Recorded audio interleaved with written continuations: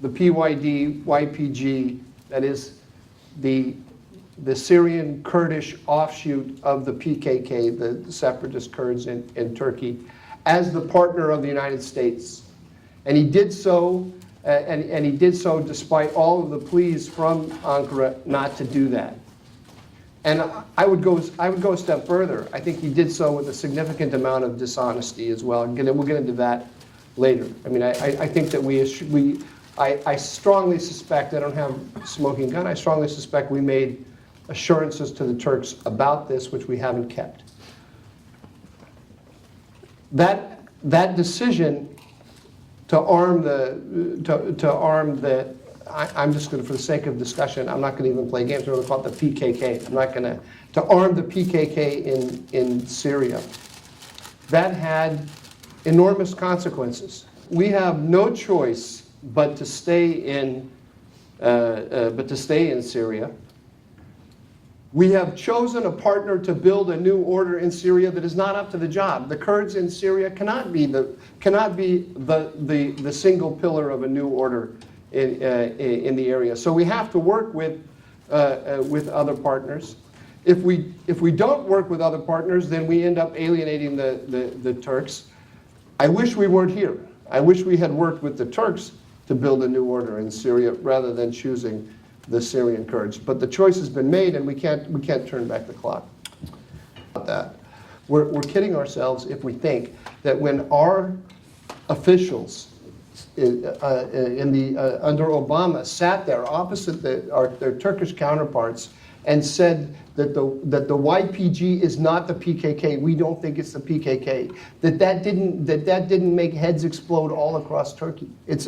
This issue is totally different from any other issue in the any other contentious issue between the United States and Turkey.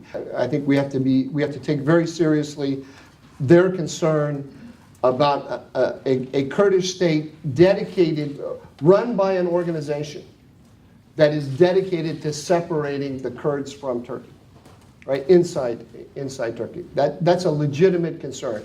We have to take that into consideration, but we also have to say to the Turks, the alliance that we have in Syria is with the PKK. So we throw out the word Kurd as a shorthand, but the PKK is a Stalinist cult, and it has expanded and strengthened itself enormously under our power umbrella.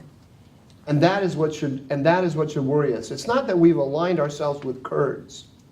That's not the problem. The problem is that we've aligned ourselves with the PKK, and that is the thing that bothers Ankara more than anything else. And as I've suggested, rightly so. In why we cannot take into consideration the interests of the most powerful and stable state in that region when we're building order? And the answer is no. The Turks are not going to allow a PKK statelet to be built in Syria. They are not going to allow it. They've said it to us time and time again. It's not going to happen. If we think that we're going to stop them somehow without massive military force, we're kidding ourselves. Say that the Obama administration promised them that we would not allow the PKK to move west of the Euphrates. I believe them. This is why I said that I believe that we have been dishonest with Ankara. I don't know it for a fact.